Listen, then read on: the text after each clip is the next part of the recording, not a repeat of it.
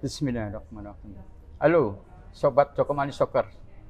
Assalamualaikum warahmatullahi wabarakatuh. Selamat pagi dan salam sejahtera bagi kita semua.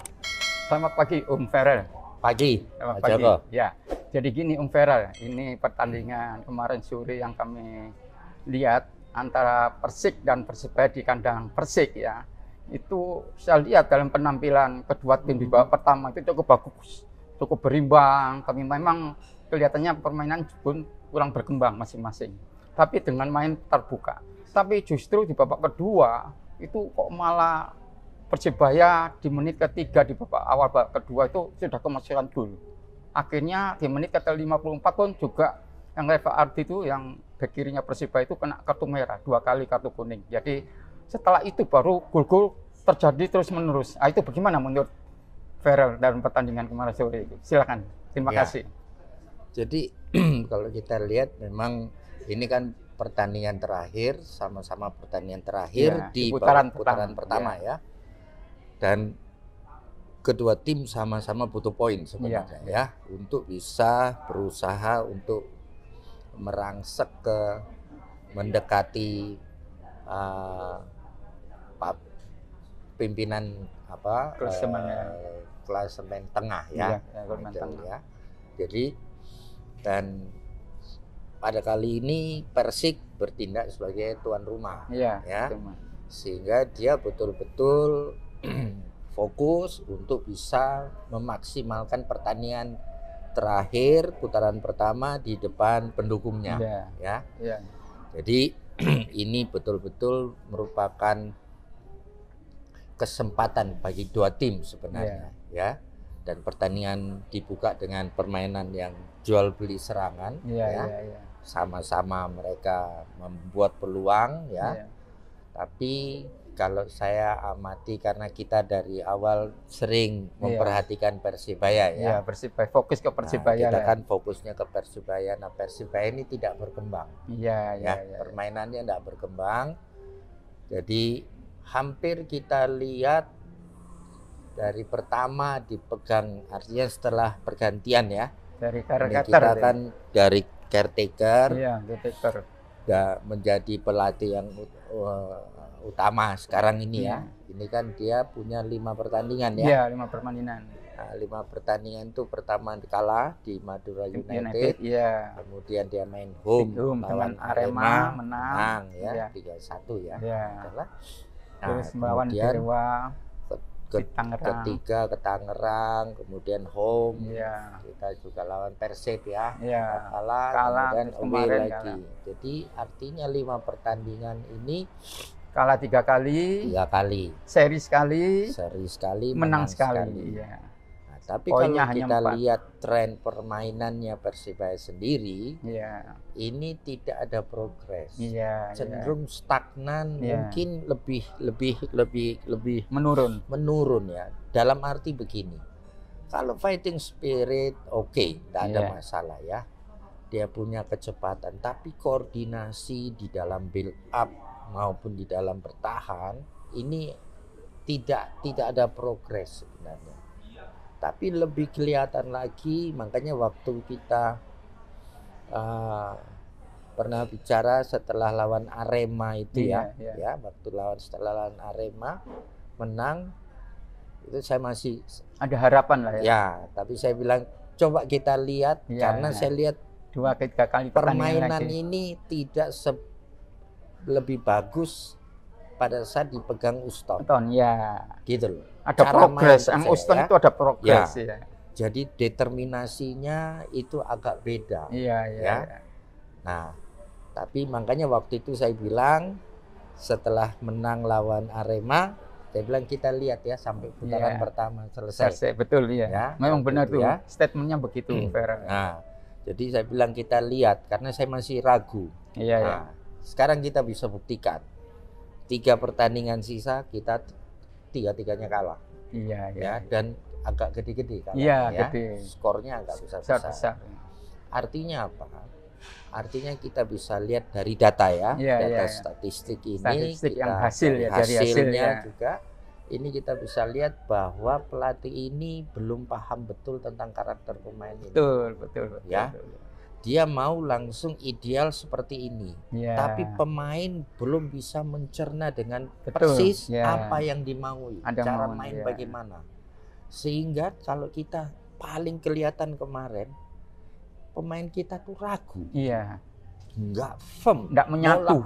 Main bolanya nggak menyatu, kagok, nggak rapi main bolanya. Ya, jadi ada unsur seperti itu. Ada sesuatu lah yang mengganjel itu. Ini terlepas dari ada yang cedera, nggak bisa main ya karena atau apa ya, tapi sehingga komposisinya berubah. Tapi cara main mereka kayak kehilangan jiwanya, apa semangat karakternya Persibaya ini loh. Hilang. Nek semangatnya masih ngotot. Cara permainan yang one to top yang sering ditunjukkan itu nggak ada sama sekali. Hilang itu ya. Betul. Nah, ini waktu Aji masih banyak, masih ada itu ada ya kelihatan.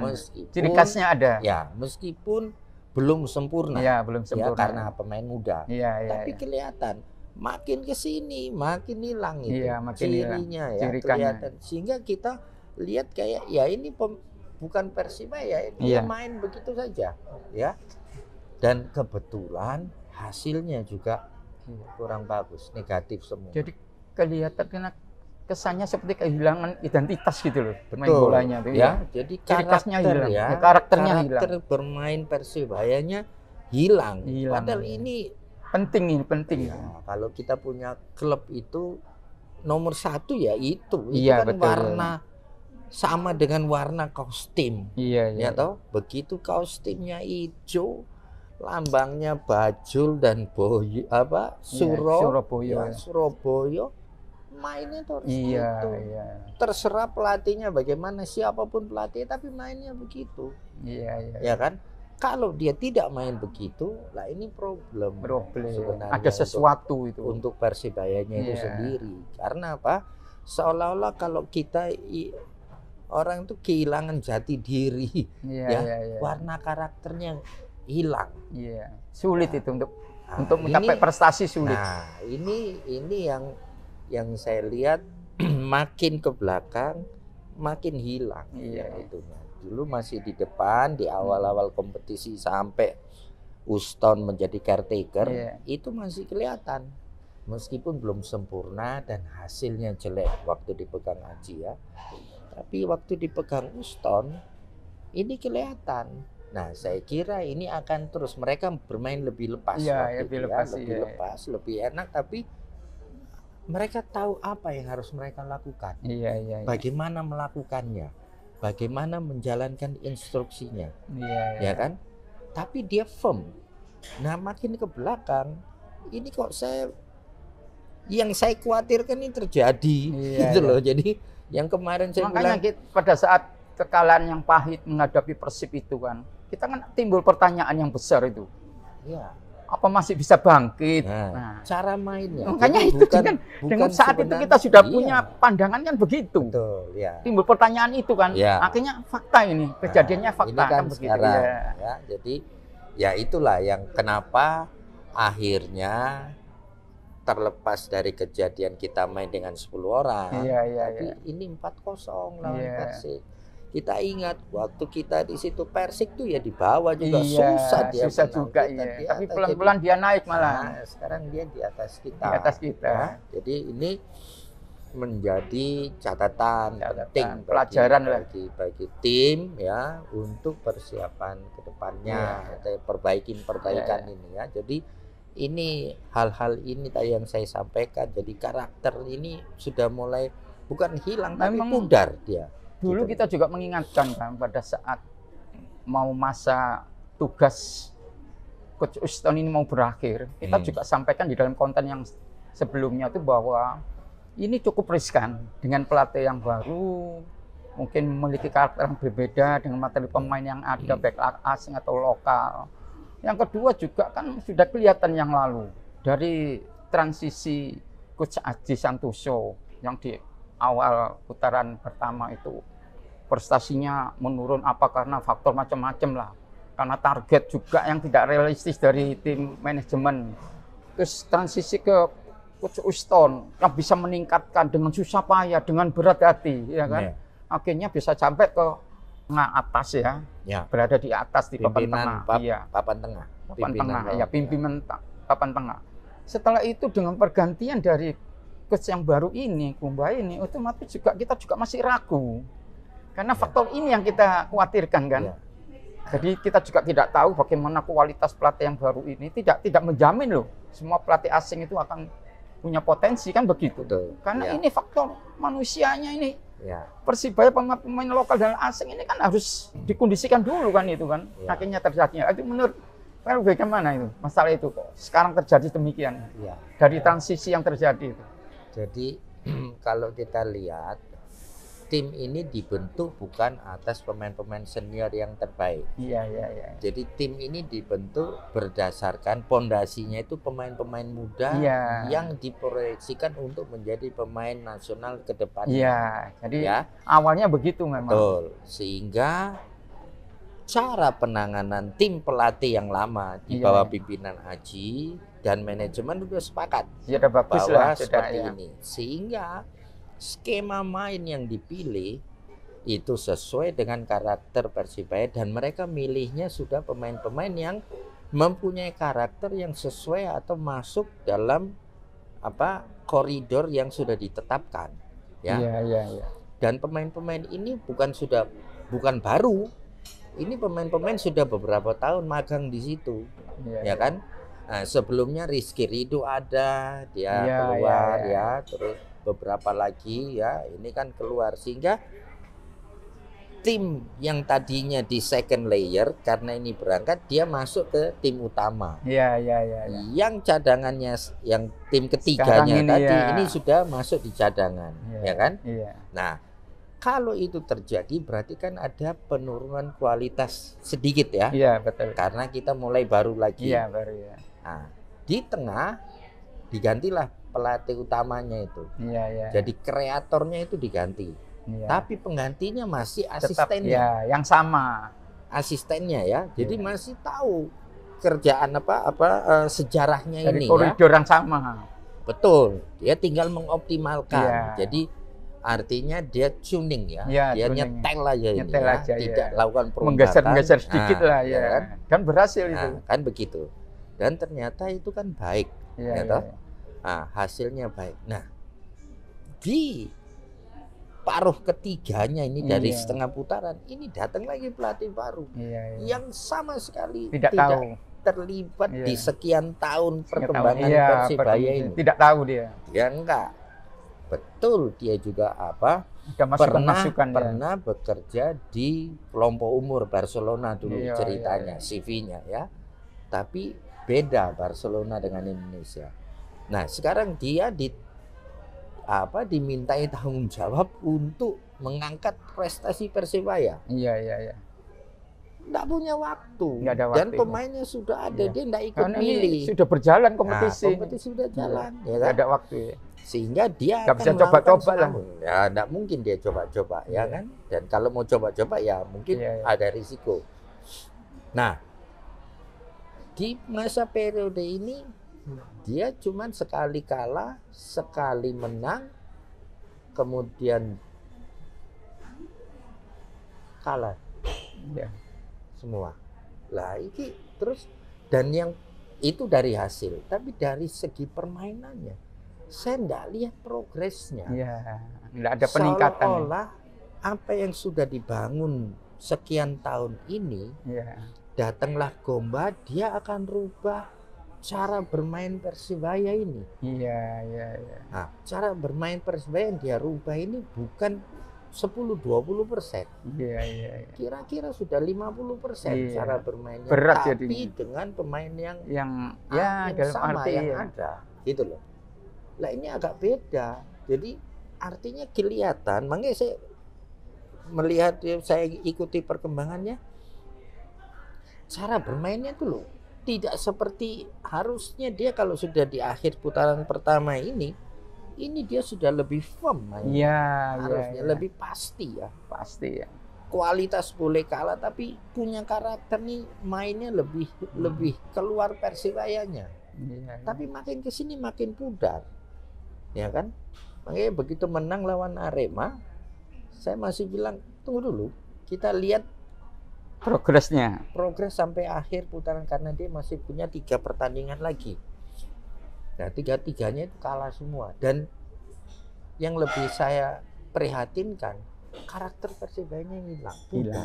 Identitasnya hilang. Ya, identitasnya itu hilang. Nah, ini yang menjadi catatanku pribadi saya ya. Saya tidak tahu bagaimana di dalam manajemen itu ngaturnya. Tapi ini yang hilang. Jadi padahal ini karakter yang seperti ini menjadi salah satu kekuatan yang dimiliki oleh tim ini sebenarnya. Nah, kalau kekuatan atau kelebihannya, keunggulannya ini, keistimewaannya ini pudar, ya sulit untuk mendeliver prestasi yang lebih baik. Selain itu, tim-tim lawan yang mau menghadapi Persibaya, otomatis dia memutar rekam jejak Persibaya main saat kalah lawan Madura United, kalah lawan Persib, dan kalah lawan sebelumnya juga seri atau main di luar kandang apa, dipelajari bahwa pertahanan Persibaya ini tidak solid. Dalam arti, salah satu contoh pertandingan kemarin sore itu lawan Persik, kan mungkin Dusan tidak main, Kadek tidak main, Catur juga kena kartu merah, otomatis kan ini belakangnya juga berkurang. Kandaimu juga dia saya lihat tampil tidak maksimal kemarin, juga dia malah kontrol terlalu jauh, malah diserobot dan bola masuk. Kan. Jadi di situ saya lihat skema main atau formasi yang dibuat oleh Gumbau ini selalu tetap menggunakan 4 di belakang. Sedangkan menggunakan 4-3-3. Sedangkan pada saat main di Bali United menghadapi Bali United, justru Bali United itu menggunakan 3 center back. Mungkin dia lebih pengamanan dalam arti kalau ada serangan dari Persibaya, mungkin dipancing untuk mereka menyerang, dengan serangan balik akan bisa memenangkan pertandingan, dan itu terbukti. Nah, ini kok di Persibaya kok pernah kita kasih gambaran atau alternatif barangkali opsi ya, bisa juga kita memberi masukan secara opsi, tapi tidak didengar sama sekali itu. Sedangkan sepak bola kita begitu. Nah, terbukti seperti ditunjukkan oleh Bali United. Bagaimana menurut Ya, justru itu artinya kan perbedaan keyakinan ya. Artinya apa? Pilihannya dari pelatih yang baru ini adalah kita main 4 di belakang. Ya. Sedangkan materinya enggak sesolid sebelumnya kan begitu. Itu tadi artinya kalau kita tidak, dia juga enggak punya waktu atau belum bisa mengenal lebih baik karakter pemain di internal, kecuali dia komunikasi dengan Houston, dengan semua asisten itu untuk melihat itu ya. Nah, tapi kan kebijakannya, keputusannya kan ada di dia. Nah, sehingga kalau dia meyakini dengan skema yang berbeda mainnya, menempatkan 4 pemain belakang, artinya ini di tengah menjadi kurang solid dia. Ya. Tapi mungkin juga dia punya pikiran, ya sudah kita main away. Kalau kita main away, kita lebih bertahan, ya kan? Nah, kalau lebih bertahan, ya mainnya kan tidak terbuka kayak begitu. Kemarin makanya terbuka ini itu, kan tidak jelas. Ini kita mau apa? Kalau dia mau yakin kita, artinya kebetulan Persik juga sudah mempelajari. Dipelajari. Kelemahan dari sisi Persibaya. Kan kalau sudah menyerang dia lupa pertahanan. Nah, itu ciri khasnya begitu kena serangan balik. Seperti begitu. Sehingga ini yang kurang diantisipasi, dan memang betul dari pernyataan pelatih Persibaya juga dia bilang bahwa banyak kesalahan-kesalahan kecil yang justru kecil-kecil itu yang kenapa terjadi. Karena nggak firmnya itu tadi loh. Mereka itu serba canggung. Ini mau bagaimana? Mau nyerang, kurang orangnya. Mau tidak menyerang, tapi kita harus juga menyerang. Jadi artinya nggak ketemu momentumnya. Ya, sepak bola itu kan kita menciptakan momentum, gitu loh. Pada saat menghadapi Dewa United, kita kan dalam arti main 10 orang juga. Nah, yang Catur kena itu, kartu merah. Terus kemarin juga begitu. Betul. Iya kan? Kita kan kalah 1-0 dengan main 10 orang. Nah, tapi kita masih tetap menyerang. Ini cetak gol, ini cetak. Akhirnya serangan balik 3 gol terjadi kan, akhirnya 4-0. Itu tadi. Pada saat menghadapi Bali United itu kan 1-1. Ya. Nah, bagaimana? Ya, makanya itu kan kalau Kok perbedaan. nggak punya pemikiran seperti itu? Ya, kalau ada perbedaan itu kan tahu bahwa kualitas pemainnya juga bukan yang terlalu iya, mumpuni. Terus main ya. 10 orang. Main 10 orang, ya kita bagaimana? Iya, mengamankan gitu ya. dulu paling tidak. Nah, tapi mungkin juga ada pikiran, nah, kita sudah kalah 1-0. Kita coba. Nah, sedangkan main W loh ini. Kan ini main W dan ketinggalan 1. Kurang orang lagi karena 1 sudah kartu terus merah. masih menyerang lagi. Ya, itu tadi.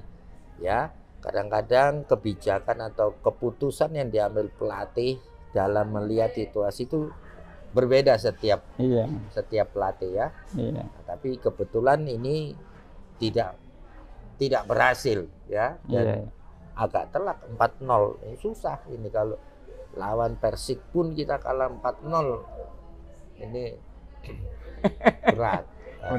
Sungguh-sungguh prihatin ini. Sungguh-sungguh. Jadi saya sendiri juga dalam hal ini juga bisa dikatakan bahwa saya juga sering mengamati kan. Bisa juga sebagai pengamat bahwa saya ini melihat Persibaya begitu tidak tega gitu loh. Enggak rela, dalam arti bagaimana gitu loh, yang Uston yang sudah berupaya bersusah payah menaikkan martabat Persibaya kok akhirnya malah begini gitu. Kita kan bisa menilai bahwa sebenarnya Persibaya itu tidak seperti itu. Dengan materi yang seperti ini, karena dia tidak seperti itu. juga nyangani kan begitu, kan dan bisa mengangkat kan begitu. Ini kok nggak bisa kan begitu. Harusnya tidak seterpuruk ini kan begitu. Meskipun tidak di papan atas, tapi tidak. Untuk putaran keduanya kan berat ini. Betul. Berat sekali. Nah, tinggal bagaimana ya. Saya juga lihat bahwa kalau nanti ini kita tidak lakukan perbaikan yang signifikan, ini putaran kedua ini akan makin berat. Karena apa? Perbedaan poinnya antara papan tengah dan papan bawah yang atas, itu loh enggak jauh. Cuma 3-4 poin. Ya kan? Artinya dia sekali menang atau 2 kali menang pun yang di bawah itu sudah langsung lewat Persebaya. Persebaya itu kalau enggak bisa menang juga seperti Persik kemarin di bawah kita ini. Sekarang dia naik di atas kita. Ya kan? Dia nomor 8 kita nomor 9 malah. Ya, poinnya pun dia naik. Dia 20, kita 22. Iya, sekarang dia 23, kita tetap 22, kita di bawah dia. Tadinya kita di atas ya. Jadi artinya ini yang harus menjadi perhatian dari kalau kita kemarin menang dari itu loh, kita pimpinan klasemen tengah. Bagus kan begitu ya. Ya seperti begitu. Ini kalau tidak hati-hati, ini akan menjadi problem atau tekanan bagi pemain-pemain muda ini ke depannya ya. Nah, ini bagaimana? Sekarang sudah selesai, harus lakukan evaluasi kan? Nah, bagaimana evaluasinya nanti? Nah, makanya kalau menurut saya ini juga rekrutan pelatih seperti yang tidak mendatangkan Kumbaun ini juga perlu mendapat perhatian oleh manajemen. Karena apa? Jadi ini juga pengalaman yang berharga bagi manajemen. Karena apa? Saya lihat Kumbaun ini juga pertama dia juga dalam arti taktik strategi juga saya lihat dia juga tidak maksimal gitu loh. Dalam arti nggak maksimal itu sudah lihat pertandingan pertama, kedua, ketiga, keempat sampai kelima yang dia lakukan, yang dia jalani, dia pegang ini otomatis kan sebetulnya ada progresan seperti katakan tadi ya. Sekarang kok enggak malah menurun. Nah, itu bagaimana kualitas dari pelatih sekarang? Ya. Kalau kita ngomong kualitasnya sebenarnya itu debatable. Karena apa? Karena Persibaya ini sudah punya warna. Ya. Dia ini main dari kaki ke kaki. Ya. Terus build up. Tidak hit and run, tidak begitu caranya, ya. Sehingga terus harus ada dukungan-dukungan. Ada one to touch permainannya kan begitu. Kita apa yang dia bilang istilahnya begitu. Betul. Kan. Jadi ini sudah dibentuk dari awal meskipun kualitas pemainnya karena rata-rata pemain muda ini belum bisa mendukung skema yang seperti itu dengan sempurna. Dengan sempurna. Ya. Nah, sehingga kita butuh waktu untuk terus, tapi ini skema itu harus dijalankan. Ya kan? Nah, kalau Persibaya atau siapapun tim ini melakukan pergantian nahkoda, siapapun nahkoda baru itu harus meneruskan yang sama. Iya, seharusnya begitu. Ya. Dan kebetulan caretakernya kan bukan orang luar. Iya. Ini orang lama. Artinya yang ikut membangun tim ini. Iya, jadi tidak kehilangan grip Uston dalam menghandle timnya ini. Iya. Ya kan? Nah, begitu datang pelatih baru yang sama sekali belum pernah ketemu dengan pemain dan tidak paham, dan saya juga tidak tahu apakah sudah sudah di fit and proper. Ya, fit and proper tuh. Pelatih ini bagaimana skema mainnya dia ini masapnya apa, Nah, apa sesuai enggak dengan yang ini? Kalau dia itu tidak sesuai dengan yang sudah dibentuk, ini kerja 3 tahun belakangan ini mubazir, hilang. Ini loh sayang.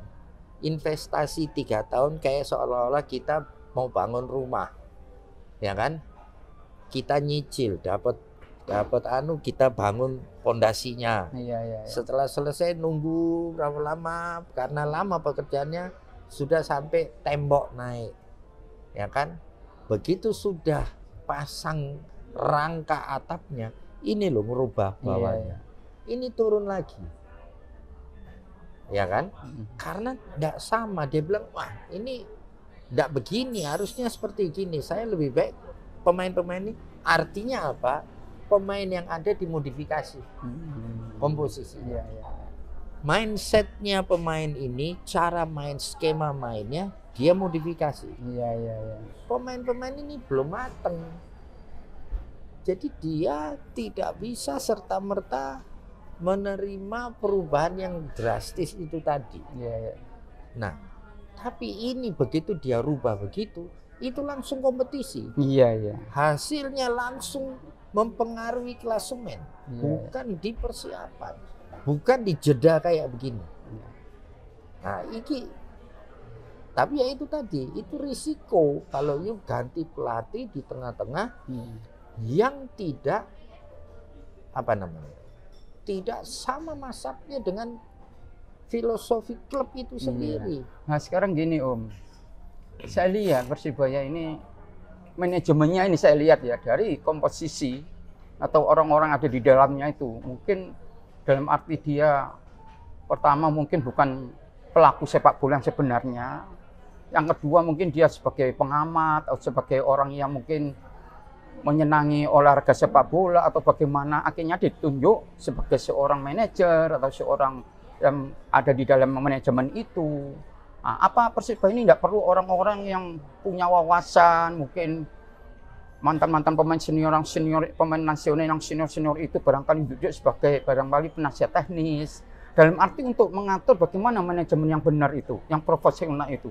Karena apa? Saya lihat keputusan-keputusan manajemen itu sering salah loh. Dalam arti begini, yang lalu targetnya awal juara, dan itu sudah kita bahas, itu tidak realistis dan kenyataannya benar karena pemain banyak yang hengkang semua. Itu satu. Yang kedua juga merekrut pelatih juga demikian. Yang baru ini juga demikian.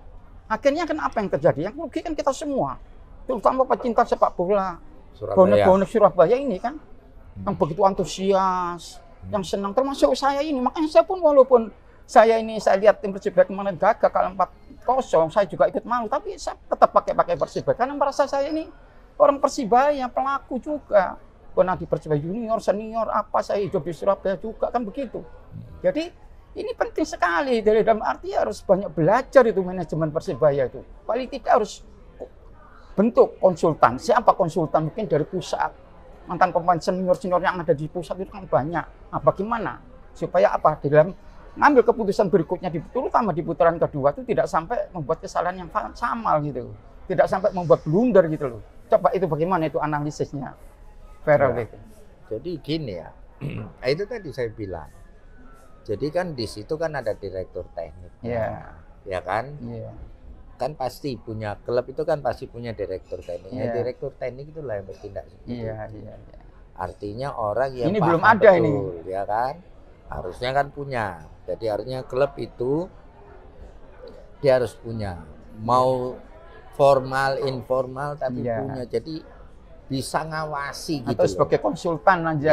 Ya, artinya bisa ngawasi, memberi nasihat ya bahwa ini enggak pas ini cara main begini, ya kan? Karena apa? Materi pemainmu seperti tidak ini, sesuai, kualitasnya masih seperti ini, terus kamu pakai skema yang seperti ini enggak pas. Bukan jelek, harus ada masukan kayak gitu. Kemudian dia bisa mengevaluasi pelatih. Artinya pelatih itu nggak sekedar melatih, tapi kita mesti tahu. Harus disesuaikan dengan materi kan begitu. Ya, karena kan dia dibayar. Kita kan klub kan membayar, ya kan. Dan klub berharap ini yang optimal. Terus apa caramu mengoptimalkan kelompok pemuda pemain yang 30 orang ini? Bilanglah 25 orang ini. Apa konsepnya? Apa rencana? Betul. Kan seperti begitu, betul, ya kan? Sehingga dia tentu bikin yang terbaik. Terbaiknya dia atau memang ini ideal? Pertanyaan yang paling penting adalah apakah itu cocok atau sesuai dengan karakter Persebaya ini sendiri yang sudah dibentuk 3 tahun belakangan.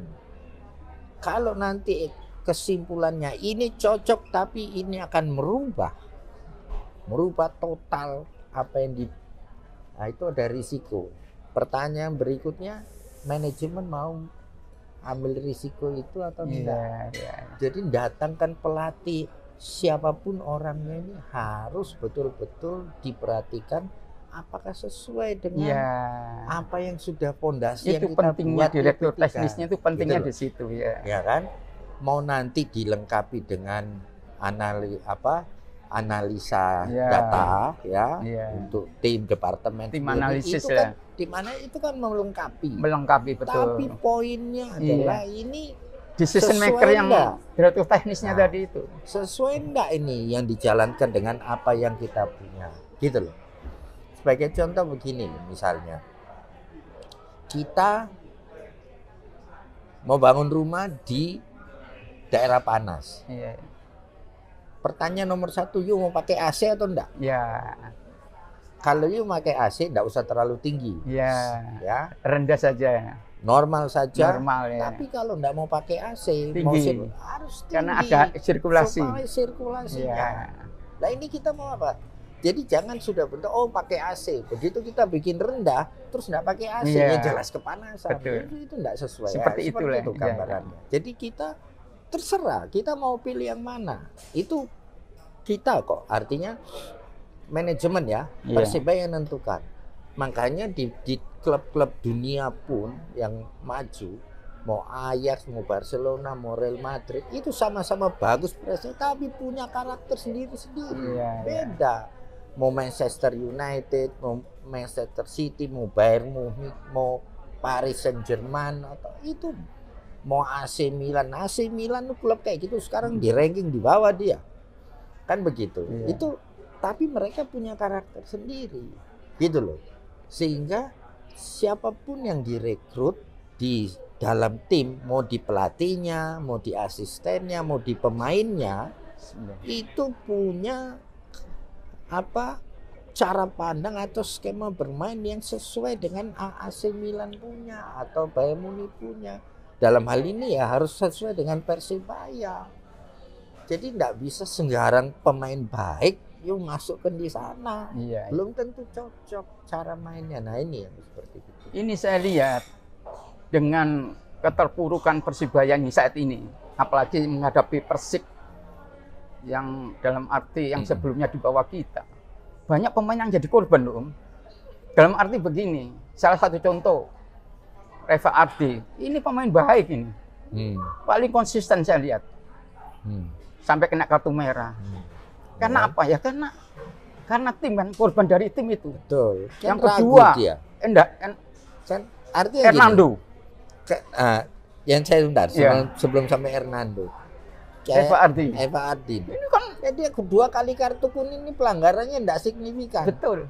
Tidak perlu itu. Tidak perlu kan. Sekelas dia sebagai kapten tim yang punya wawasan mungkin karena tidak perlu kan itu kan begitu ya. Mungkin karena panik, karena mungkin ada rasa kejengkelan atau bagaimana, frustasi atau bagaimana. Menurut gimana? Iya, makanya itu tadi.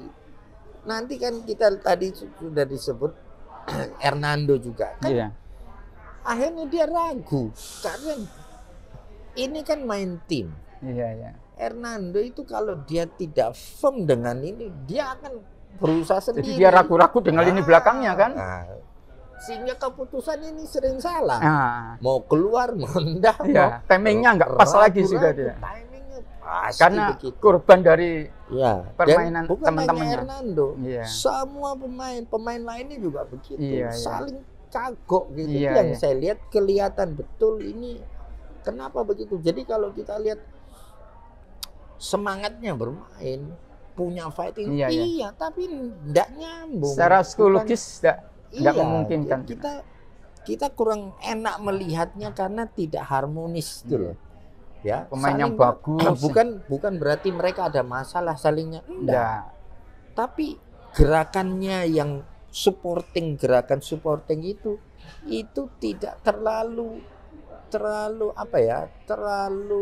membantu siapapun yang punya bola, sehingga dia masih nyari-nyari. Jadi akhirnya ragu-ragu dia. Enggak fokus dibaca lawan. Dan enggak fokus dia. Kalau kita kan sudah gitu, kita enggak pakai lihat, cuma ngelirik dengan gerakan saya yang bawa bola misalnya, teman tuh udah tahu ini bolanya nanti ke saya ini. Karena pasti kita harus, karena skema mainnya kan jelas. Ya toh, kita lewat sayap, kita main dari kaki ke kaki. Sehingga kalau ada teman satu orang bawa bola, yang lainnya itu tidak perlu, tapi semua cari tempat yang bisa dipassing dengan baik, gitu loh. Mereka sudah tahu, ya kan? Jadi nggak bingung. Yang ini kan itu gol pertama, mau gol kedua. Makanya sekarang itu semua ragu-ragu. Sekelas Hernando, pahlawan timnas.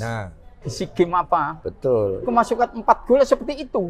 Kan kasihan juga dia, korban kan dia ini. Kan begitu. Akhirnya kan kepercayaan, saling percayanya di antara tim itu kan bukan hilang ya, nurun ya. Karena kayak Hernando, aku nih loh pemain nasional, ya kan pemain kiper utama, mau kemasukan 4 di sini.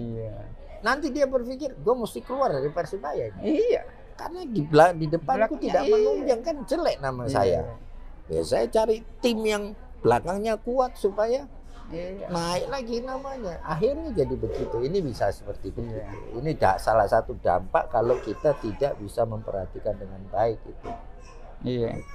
Nah sekarang gini Om, ini untuk putaran kedua. Kan sudah tahu sekarang kualitas dari Coach Kumbau ini kan. Nanti dievaluasi bagaimana, kan kembali manajemen yang menentukan. Atau barangkali ada opsi lain, barangkali mencari pelatih lokal yang approve barangkali sesuai dengan standar ya. Terus diduetkan dengan Uston untuk mengembalikan kepercayaan masyarakat ke pemain. Iya kan, diduetkan begitu kan bisa Uston kan sebentar lagi juga sudah dapat lisensinya. Makanya itu, jadi sambil kalau berjalan kedua kan dia sudah bisa pegang. Sambil berjalan bagaimana kalau seandainya belum bisa, barangkali belum bisa. Mungkin disiasati seperti itu kan bisa lebih baik. Karena kita sudah tahu sekarang bagaimana kualitas dari Kumbau ini. Dari 5 pertandingan yang 3 kali kalah, sekali menang, poin 4 kan sudah dalam arti ya bagaimana kan begitu. Kita sudah tahu nih yang disampaikan yang sebelumnya nih. Bagaimana itu? Jadi gini, artinya kan sekarang kan evaluasi total. Evaluasi total. Tim pelatihnya dievaluasi, pemainnya dievaluasi. Nah, kalau kita baca koran ini kan sudah Da Silva itu ya. Itu kan kayaknya sudah mau disingkirkan. Nah, ini salah satu akibat ya, karena hasilnya tidak menang-menang, mereka juga hilang kepercayaan diri. Betul. Ya toh? Karena tidak menang, akhirnya masing-masing mencoba untuk bermain individu demi untuk mencoba untuk bikin gol loh. Jadi bermain secara timnya menjadi kadarnya menurun. Ini bukan karena apa? Karena ini mereka masing-masing mau menang. Akhirnya disitulah terjadi kekurang kompakan di sebelah sana secara tim ya. Akhirnya kalau kita lihat kemana memang Da Silva jelek sekali. Setiap dia counter, setiap duel kalah. Enggak kayak. Nah itu bisa juga terjadi karena yaitu tadi gamang mereka itu mau main menang, mau main enak, kok ini kok nggak enak ya rasanya. Itu yang akhirnya kan lebih kepada emosi ya, emosi. Panik dan emosi. Ya termasuk Reva itu muncul emosinya. Ya kan, jadi kan seperti begitu. Nah, sekarang oke kita lihat begitu, kan kita evaluasi. Nah, sekarang apa yang mau diputuskan oleh manajemen? Nah, apa guidance-nya? Guidance nomor 1 itu teknis. Iya, teknis. Ya. Nah, siapa yang bisa mengevaluasi itu secara teknis? Makanya itu. Kan begitu. Kalau ya kan? Manajemen kan nggak bisa, dia nggak ngerti teknis. Kalau ngomong pelatih pasti akan ngomong tim pelatih. Iya. Saya ngomong tim pelatih, mereka bilang ini sudah yang terbaik. Kalau you mau hasil yang baik, ganti pemain. Nah, berarti sudah bubar tuh. Iya, dasarnya kan sudah bubar. Bubar ya. Tinggal ini bagaimana. Sedangkan kalau tidak dia lakukan evaluasi terus tidak atau minim mengganti pemain, hasilnya ke depan bagaimana? Tidak menjamin. Karena kita tahu tim-tim lain untuk putaran kedua dia lebih semakin mereka akan, kita lihat yang paling dasar di klasemen Bayangkara, Persikabu di atasnya, ya, kemudian Arema kalau salah, ya. Nah, kalau Bayangkara ini loh manajer timnas. Nah, putaran kedua ini dia bisa babat semua. Nah, terus nanti kita ini bisa ke bawah. Di mana bisa, nah, ini loh bahaya. Kalau tidak dipikirkan secara benar-benar, risiko besar Persibaya. Betul, karena tadi saya bilang di papan tengah, atau papan tengah bawah, dan yang papan bawah itu loh tidak terlalu jauh bedanya. Bahaya ini. Bahaya betul. Gitu loh. Ya, ini karena bedanya cuma 1, 2, 3, tidak sampai 4 poin. Iya. Itu bisa beda papannya. Tengah sama bawah. Ya, kalau dari atas paling bawah sama yang papan bawah paling atas itu kira-kira 6. 6 poin, 7 poin. Ya kan? Hanya 3 pertandingan kamu menang, kamu langsung di atas sudah. Nah, Persibaya ini 3 pertandingan terakhir kalah semua. Makanya dia saya kalau dia seandainya ya yang 3 itu tidak kalah, draw saja, artinya dia dapat 3 plus 4, 7 poin. Ya kan? Ke tengah itu lah. Sudah aman lah. Papan atas. Dan untuk start keduanya tuh betul, lebih kan bagus. lebih enak, lebih tidak berat. Sekarang lebih berat. Tanggung. Nah, untuk memastikan dia mesti rombak atau enggak. Kalau memastikan ini aman, ya harus lakukan perombakan. Tapi apa you mau lakukan perombakan? Apa hasilnya juga akan baik. Terus yang dirombak yang mana? Pelatihnya atau pemainnya? Kan begitu. Betul. Karena pemain itu pernah membuktikan. Waktu dipegang Uston, ini perform. Dipegang ini kurang perform. Nah, terus apa pilihannya? Sebetulnya kata kuncinya itu ada di Uston sebetulnya. Kalau seandainya Persibaya ini bagaimana bisa seperti begitu. Nah, tapi kan yang menentukan manajemen. Nah, terus manajemen mau apa? Ini semua punya konsekuensi. Jangan terpengaruh oleh para agen untuk mendatangkan pelatih asing. Ini yang bahaya ini yang di Indonesia begitu. Ini menjadi dilematis. Tapi saya dengar ya mudah-mudahan dilakukan evaluasi yang baik yang menyeluruh sehingga bisa diputuskan. Kalau saya lihat kondisi timnya kan sudah kondusif tapi ini lebih murni adalah keterampilan pelatih di dalam menentukan. Betul. Ya. Jadi taktik strategi pelatih itu menentukan hasil. Betul. Ya. Meskipun kalau misalnya kalah cuma 1 tidak telak gitu kan enak. Kalau sudah kalah telak ini kepercayaan diri pemainnya evaluasinya lebih mudah. Turun kalau 4-0 ini kan berat itu langsung drop. Drop. Kepercayaan dirinya itu drop pemain itu. Psikologis tidak drop. Ya kan? Padahal dia main kayak begitu dengan pemain yang sama, lawan Arema menang. Lawan Arema menang. Ya kan? Betul. Seperti begitu. Nah, sekarang gini closing statement lah. Jadi bagaimana kita paling tidak sebagai orang Persibaya, kita ini kan selama ini juga termasuk istilahnya peduli lah sama tim Persibaya ini. Justru karena ini kita kritik apa adanya. Kita konten ini loh Om independen, tidak ada kepentingan apapun. Tapi yang jelas bahwa kita ini ingin membantu Persibaya, termasuk timnas. Jadi mungkin untuk kedepannya di putaran kedua ini paling tidak usulan atau saran dari Om ini ada diperhatikan atau mendapatkan perhatian.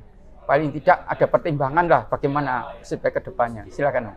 Ya, jadi pertama adalah melakukan evaluasi. Evaluasi hasilnya apa? Kalau nanti hasilnya itu bisa dua, rombak pemainnya atau rombak pelatihnya. Kalau saya lihat kondisi seperti ini, saya tidak rombak pemain. Kalau saya lihat itu, saya tidak rombak pemain. Mendingan pelatih. Korban pelatih. Karena kalau rombak pemain, yuk terlalu banyak biayanya. Iya. Karena mau yang besar, mana? Karena apa? Biayanya. Karena pemain kita ini kelas menengah dan sudah ditunjukkan prestasi saat terus tenangan kan begitu kan, kelas menengah. Kalau you mau perbaiki, ini perbaiki semua, itu terlalu dan kalau sudah gitu mana pemainnya, semua sudah terikat kontrak. Tidak gampang cari pemain kan begitu. Iya. Ya, jadi sebenarnya evaluasinya harus betul-betul jernih ya. Jernih. Bijaksana, harus profesional. Apa yang harus kita lakukan? Betul. Ya, dan itu firm. Setelah itu harus firm. Ya, karena kalau ini salah dalam melangkah salah, akan sangat berat, sangat signifikan jeleknya. Iya. Gitu. Signifikan jeleknya. Betul. Karena yang lain itu akan berusaha untuk perbaiki diri, ya, dan mereka punya duit semua, kan begitu. Saya itu Om ya, kenapa saya kok peduli begini? Karena saya itu loh ikut klub itu menangani apa istilahnya dipertimbang sebagai pemain, berhasil juara di Persibaya yang lalu junior, senior sampai Niak Mitra apa. Terus saya menangani tim di Minahasa nomor 3 nasional loh, Liga 1 juga divisi utama. Otomatis saya juga pengalaman saya ini ada gitu dalam arti, makanya saya sampaikan seperti tadi itu bahwa melihat Persibaya segini itu ikut prihatin gitu loh. Gitu loh. Jadi itu menurut saya, bagaimana menurut Om ya, paling tidak gambarannya bagaimana Persibaya? Ya kan kita orang Surabaya ini kan kepingin Persibaya itu baik. Dan sebenarnya ini sudah baik. Cuman bagaimana kita bagaimana mengelolanya ini dengan lebih tepat. Iya, lebih tepat gitu ya. Artinya keputusan-keputusannya tidak boleh ngambang. Iya. Harus firm. Kita sudah memang ada risiko seperti itu, ya. Sama dulu. Kita manajemen sudah memutuskan bahwa rombak pelatihnya. Oke, rombak pelatih. Ya kan? Karena sebelum pelatihnya dirombak waktu yang kemarin, ini pemainnya sudah dirombak sendiri dengan arti kata dijual kabeh. Iya, itu. Salah awalnya di situ. Itu terlepas. Kan rugi. Wong tim ini belum dibentuk. Sekarang kesulitan cari pemain. Manajemen tidak berhasil menjaga pemainnya itu. Iya. Kan begitu. Iya. Ya kan? Nah, wajar kalau kayak gini. Artinya sebenarnya evaluasinya mesti benar. Ya. Ini harus yang kedua, ini last chance ya. Ini kesempatan terakhir untuk putaran ini ya. Kalau ia tidak melakukannya dengan benar, dengan tepat, apapun itu, ya, ini hasilnya bisa tidak signifikan. Dan kalau saya pertimbangkan, kan ada dua ini ya. Manajemen, kecuali terus manajemen mau mengoreksi sendiri, wes aku ganti manajemennya ini. Sadar lah. Artinya, ini saya kurang, misalnya ya, ini saya taruh manajernya lain, ini tak ganti orangnya, ya toh, ini. Nah, itu lain lagi. Ya, kan manajer itu kan manajer, pelatih, pemain itu di bawah manajemen. Tergantung manajemen toh. Tergantung manajemen. Artinya ini yang menentukan. Nah, dia bisa mengevaluasi semua itu dengan jernih itu enggak. Ya, ini semua yang saya katakan adalah untuk kemajuan Persibaya sendiri. Makanya saya katakan tidak punya calon harus siapa diganti siapa, tapi kalau saya mau melihat ini yang dievaluasi itu sebenarnya ya sudah pemain mayoritas. Kalau pergantian pemain boleh ya, tapi kan tidak mungkin banyak. Kalau kamu banyak, kamu rubah lagi semua biayanya besar. Nah, itu ngomong lain lagi biaya. Tapi kalau kamu bongkar 30%, kan membentuk baru tidak semudah itu kan? Kan tidak ada waktunya. Iya, tidak ada waktu. Sudah langsung putaran kedua ini. Jadi harus ada yang dikorbankan. Kan begitu ya. Jadi awal bulan November sudah putaran kedua. Betul. Ya kan tidak punya waktu ya. Apa evaluasinya? Yeah. Mudah-mudahan apa yang dilakukan manajemen itu berdampak positif bagi perkembangan Persebaya ke depannya. Dalam arti kita hasilnya oke, tapi cara bermainnya, performa timnya itu ada kelihatan harapannya. Kita kan tidak selalu harus setiap main menang, ya. Tapi kalau kita main baik, sesuai itu ada progres, hasilnya itu kan pasti positif, gitu. Pasti. Kan begitu. Oke, Om, terima kasih atas ulasan yang begitu detail, tuntas, dan saya kira juga ini untuk perkembangan dan dalam arti untuk kemajuan tim Persebaya sendiri ke depan. Jadi saya kira itu. Terima kasih Sobat Jokomali Soccer. Tolong di-subscribe channel YouTube ini dan kami sudahi. Assalamualaikum warahmatullahi wabarakatuh. Terima kasih. Selamat pagi. Terima kasih. Ya.